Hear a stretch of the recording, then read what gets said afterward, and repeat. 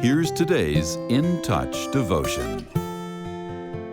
Today's scripture reading is Matthew chapter 1, verses 1 through 17.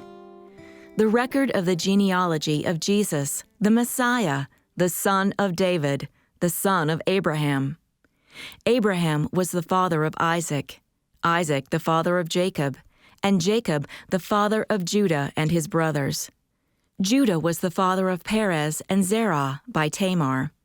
Perez was the father of Hezron, and Hezron the father of Ram.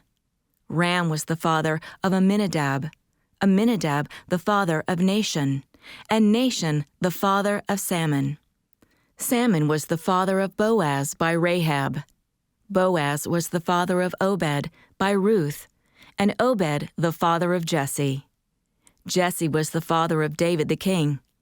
David was the father of Solomon by Bathsheba, who had been the wife of Uriah. Solomon was the father of Rehoboam, Rehoboam the father of Abijah, and Abijah the father of Asa. Asa was the father of Jehoshaphat, Jehoshaphat the father of Joram, and Joram the father of Uzziah. Uzziah was the father of Jotham, Jotham the father of Ahaz, and Ahaz the father of Hezekiah. Hezekiah was the father of Manasseh, Manasseh the father of Amon, and Amon the father of Josiah. Josiah became the father of Jeconiah and his brothers at the time of the deportation to Babylon.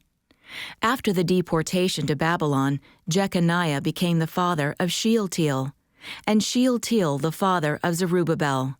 Zerubbabel was the father of Abihud, Abihud the father of Eliakim, and Eliakim the father of Azor. Azor was the father of Zadok, Zadok the father of Achim, and Achim the father of Eliud.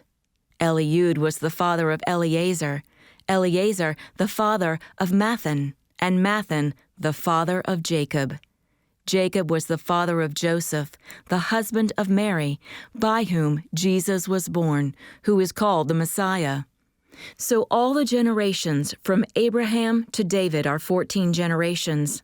From David to the deportation to Babylon, 14 generations.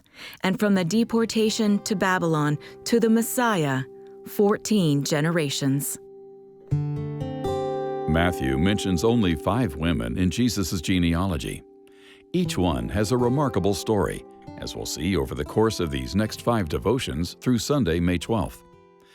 As we read in the 38th chapter of Genesis, Tamar was the mother of Judah's sons, Perez and Zerah. But Judah wasn't Tamar's husband. His son was. However, was evil in the sight of the Lord, so his life was taken from him. Tamar then married Er's brother Onan, who also displeased God and died. Though Hebrew custom, and later the law, protected a widow by requiring a relative of the deceased to marry her, Judah denied Tamar because he was afraid to lose another son. So she took matters into her own hands.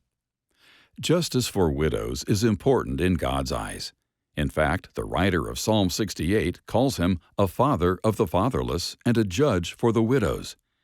And God's ultimate judgment of Tamar resulted in bringing her the favor of giving birth to Perez and Zerah, the twins Judah fathered and direct line ancestors of Christ. Psalm 68 also says God makes a home for the lonely.